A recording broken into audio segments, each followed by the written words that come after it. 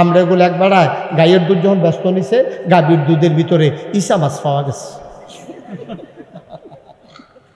কি মাছ পাওয়া গেছে? কথা না কি মাছ? তো যে বেড়া কি নিন্দা বেড়া কইছে কি তারে এই দুধের ভিতরে ইসা মাছ আইলো করতে? অবশ্যই তুই দুধের মধ্যে পানি নিয়ে তুই ইসা মাছ বেড়াই মিয়াই লইছ। হাতে আও না, দুধের ভিতরে পানি মিয়াইবে তো তৈলি ইসা মাছ আইলো করতে? কয় গরু যে ফেনা খায়, এই ফেনার লগে ইসা মাছ বেড়াই খাইয়া লাইছে, এটা হেগুন দিয়ে বার হয়ে গেছে দুধের লগে। নাউজুবিল্লাহ করতেন না?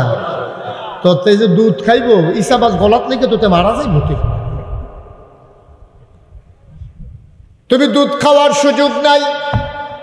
মাছের ভিতরে ভেজাল, ফলের ভিতরে ভেজাল। আমি সালমান এই ভেজালের ভিতরে যে শ্বাসটা টান দিব, এই কারে এই বাতাসের ভিতরে গাড়ির কালো ধোয়া, অক্সিজেনের ভেতরে ইডার ভাট্টার ধোয়া, গাড়ির কালো ধোয়া, পেট্রোল পড়া ডিজেল পড়া ধোয়া, কেমনেতে শ্বাস টান দিব, খাইব কি? আল্লাহ কয় বান্দা আমার, চিন্তাও আমার।